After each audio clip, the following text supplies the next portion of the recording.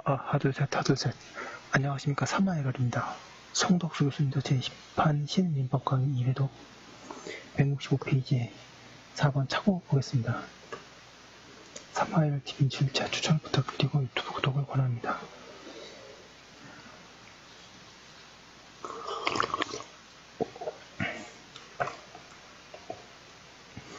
차고 1번의 의의. 민법은 제109조에서 착오로 인한 의사표시에 관하여 규정하고 있다. 그런데 이 착오에 의해 관하여 학설은 일치하지 않으며 판례도 파악하기 쉽지 않다. 양가로 1번.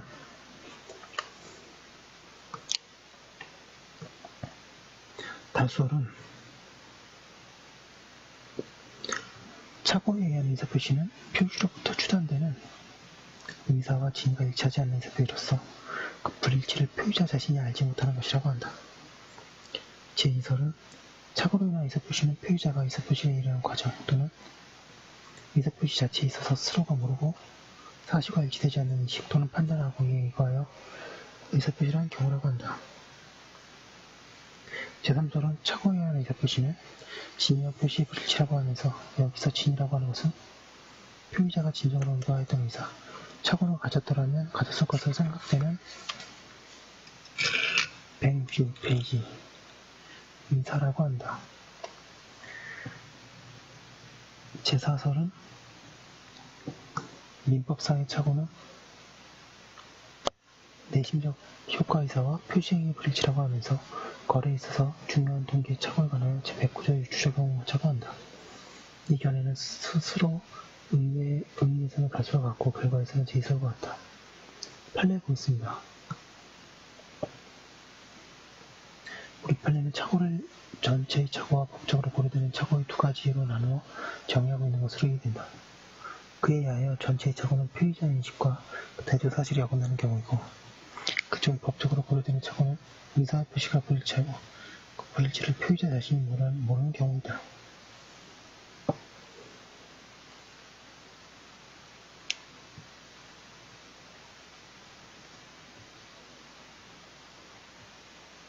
판례 보겠습니다.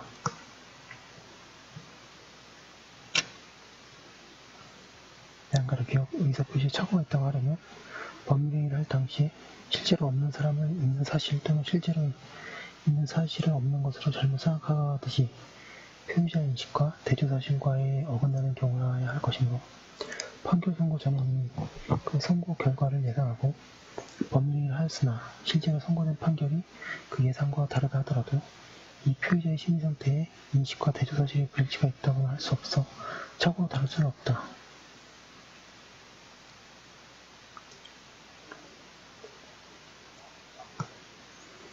양가로님은 매도인의 대리인이 매도인이 납부하여야 할 양도소득세 등의 세액이 매수인이 부담하기로 할 금액뿐만 아니라 매도인의 부담은 없을 것이라는 착오를 일으키지 않았더라면 매수인과 매매계약을 체결하지 않았거나 아니면 적어도 동일한 내용으로 계약을 체결하지 않았을 것이 명백하고 나아가 매도인이 그와 같은 착오를 일으키게 된 계기를 제공한 원인이 매수인 측에 있을 뿐만 아니라 매도인도 매도인이 납부해야 할 세액에 관하여 매도인과 동일한 착오에 빠져 있었다면 매도인의 위와 같은 착오는 매매계약의 내용의 중요부분에 관한 것에 해당한다. 부동산에 양도가 있는 경우에 그에 대하여 부과될 양도소득세 등의 세액에 관한 착오가 미필적인 장래의 불확실한 사실에 관한 것이라도 민법 제109조 소정의 착오에서 제외되는 것은 아니다. 양가로 3번의 사견.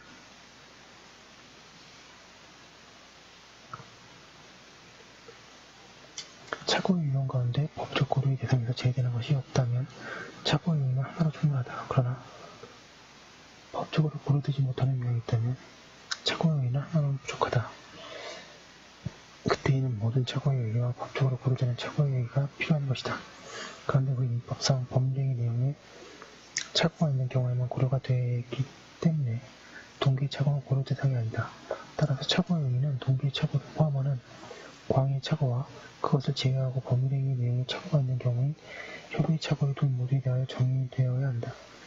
그렇게 한다면 광의의 착오는 표의자의 관념과 실제의 무의식적인 불일치라고 할 수 있고 협의의 착오는 의사와 167페이지 표시의 무의식적인 불일치라고 할 수 있다. 이들 중 보다 중요한 것은 뒤의 것이다. 그것만이 법적으로 고려되기 때문이다. 그리고 그에 해당하기만 하면 어떤 방식으로 발생한 착오에도 효과에 있어서는 차이가 없다. 여기서 협의 착오를 통틀어 간단히 부를 수 있는 용어가 필요가 된다. 그러한 용어로는 법률행위의 내용의 착오를 줄인 행위 내용의 착오가 적당할 것이다. 이번에 착오와 법률행위 해석의 관계. 고려되는 착오, 즉 행위 내용의 착오의 경우에는 내신도 효과의사와 표시행위의 의미가 일치하지 않는다.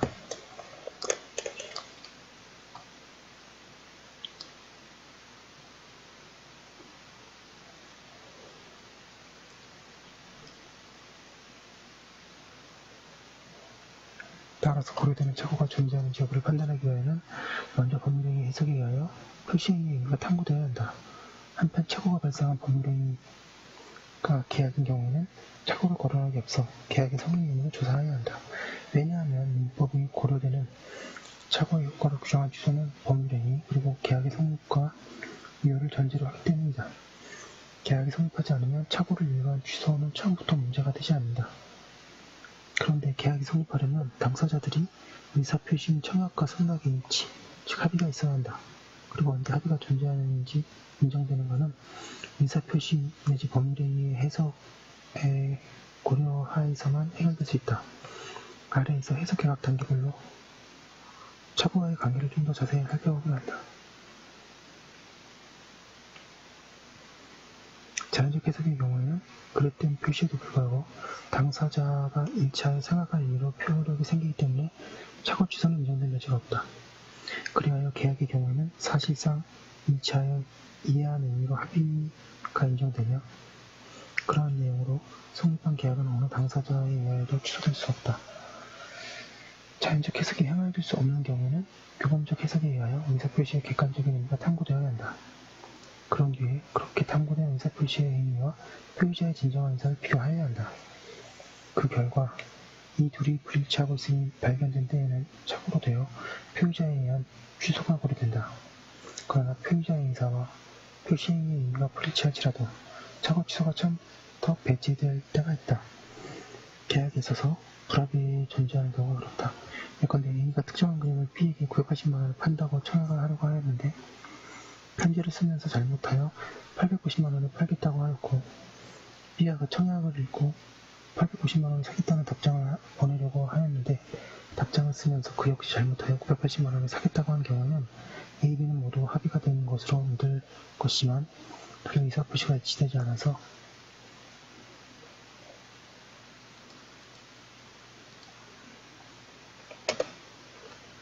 계약은 성립하지 않는다. 그 결과 A, B는 의사표시 불일치가 있지만 계약이 아예 성립하지 않았기 때문에 착오 취소도 거론될 필요가 없다. 규범적 해석의 결과 규율에 틈이 드러나는 경우에는 법준적 해석이 행하여진다. 이러한 법준적 해석에 의하여 법률행위가 가지는 의미가 표의자의 실제 의사와 다른 경우에는 행위 내용이 착오이긴 하나 주요 부분의 착오로 되기 어려워 취소는 인정되지 않는다고 하고 있습니다. 그럼 좀 약간 잘 안 잡히는 부분이 많은데요. 착오에 의한 의사표시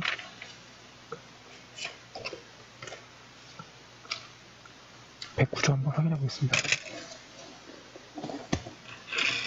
109조 착오로 인한 의사표시 제1항 의사표시는 법률행위 내용의 주요 부분에 착오가 있는 데에는 취소할 수 있다. 그러나 그 착오가 표의자의 중대한 과실로 인한 때에는 취소하지 못한다. 제2항 전항 의사표시의 취소는 선의 제3자에게 대항하지 못한다. 하고 있습니다. 여기까지 한번 올려두고 또 이어서 하도록 하겠습니다.